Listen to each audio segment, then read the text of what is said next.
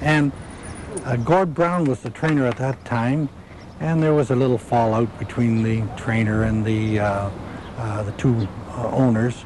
And Clive, at that time, we were doing mostly all of his training, and the horse ended up in our barn. And it's been up and onward ever since. He's been one of our true champions in our barn, and he's made everybody very happy. Brent Grundy needed little persuasion to talk about high-class Minbar. He knows what has to be done. He's a lazy horse as far as leaving the gate. He's never been a big lever. That's probably the only flaw he's got as being a racehorse is he can't leave a whole lot. You have to get after him sometimes because what he'll do is he'll loaf along on the outside when he should be going by whoever's cutting it. He'll sit beside him and just sit there when you know the rest of the pack is coming at you. But once you turn for home, he's all racehorse. Only wins by maybe half a length or length, but you know you've won it easily. TV viewers also got an insightful background story on Armbro Emerson, who just kept on winning to the very end of his fabulous racing career. Emerson's won approximately $1.2 million, the bulk of it last year in his 3-year-old season. He was raced sparingly at 2. He only had 9 starts. He won 4 of them. He had 37 starts last year, 14 wins, I believe 10 seconds and a couple thirds. And this year he's had 10 starts and 6 wins. You surprised at what he's done? Oh, you're naturally surprised when it first happens. He showed great promise in a 2-year-old stake in Montreal called the Prix de l'Avenir, where he was way back, and I think he was about 10th in a field of 12. And he closed about 10 lengths in the stretch. He only got beat 5 lengths. He was 4th. Right at that time, we knew that he was something special. It was at the OJC Special Awards night at Mohawk Raceway that Frugal Gourmet was named the outstanding horse in Canada, merely confirming what most of us already knew. The Horse of the Year honor went to Frugal Gourmet, an outstanding stud. Bob Burgess, speaking for the ownership group of which he's part, had some comments to make. It's extreme luck to have, not just to have good horses, but to have 2 great horses in 2 years.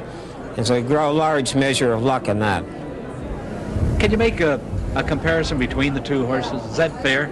Well, the horses aren't very different, really. They made the same amount of money. They had roughly the same record. They've gone to stud at the same stud fee.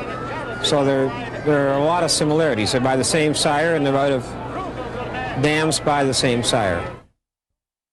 Joe Burt, the GM of OHA, joined us along the rail to explain what's happening in the world of harness. Dr. Fredriksson, he's a well-known expert from Sweden, spent a day with us almost discussing the various textures of the racetrack and also the shapes of that a racetrack should be to promote the best results from a horse. We tagged along with one of the vets as he made a stall call. We do use cortisone in some horses. You try to avoid using cortisone? Yes, I do.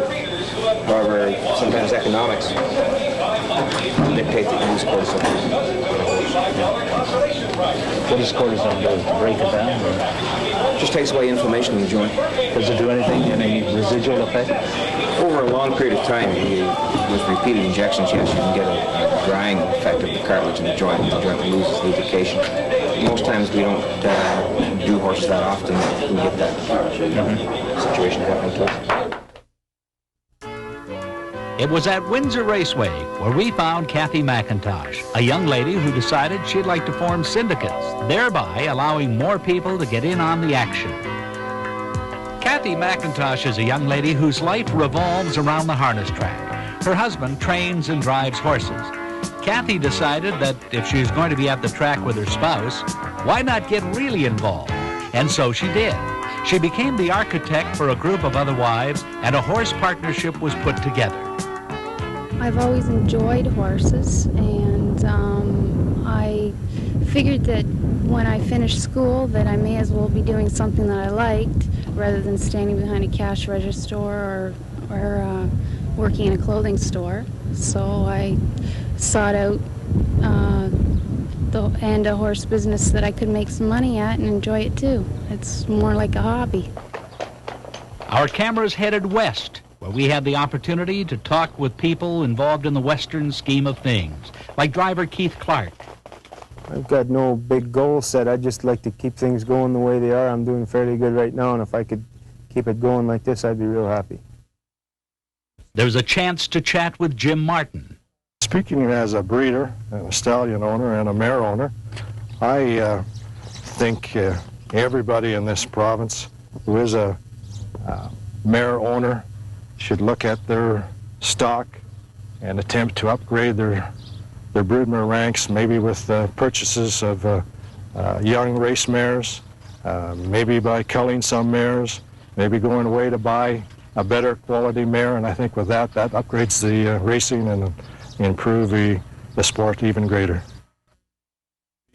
Dan Garinger, the Secretary-Manager, Alberta Standardbred Association. I raced back in the early 70s in Edmonton myself, and went into this job representing Alberta Standardbred Horse Association in 1980, and certainly the changes, even since 1970, have been magnificent. Dr. Jim Rhodes of Sky West Farms. I guess the most recent horse that's shown some excitement in Eastern Canada is Me Got a Bret. We raised Me Got a Bret here out of a mare that we have at the farm, and he just recently beat quite a sensation in the Labatt's Pace at London.